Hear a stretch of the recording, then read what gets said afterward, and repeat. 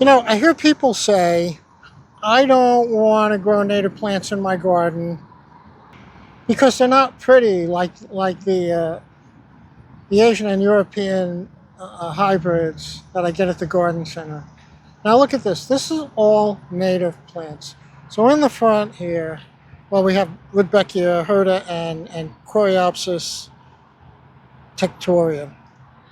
Behind it, this little pink thing is a seedling from Monarda punctata. Just came up by itself, and it'll spread. Hopefully next year it'll be bigger. Behind that is Pearly Everlasting.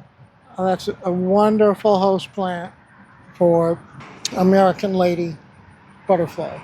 And then we have purple coneflower, and behind that is Monarda didyma. I wouldn't be surprised if a hummingbird photobombs us. They absolutely love that plant.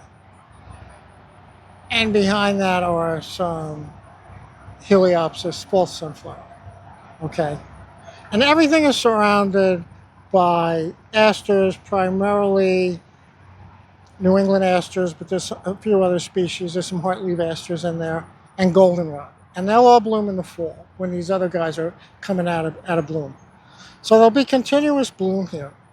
And, you know, look at this. This is beautiful. Why wouldn't you want this in your front garden? All these plants are well behaved, by the way. You know, and bees, butterflies, little insects, birds, everybody is using these plants to survive. It's not just that they like them better, they need these plants to survive.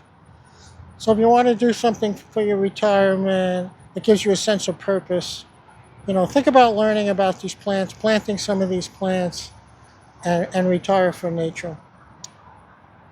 Okay, it's my ramble, but why would you want to buy Asian or European plants when we have these beautiful native plants you could be growing right here?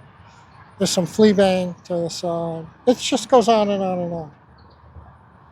Grow native plants, retire from nature and grow native plants. Help the planet.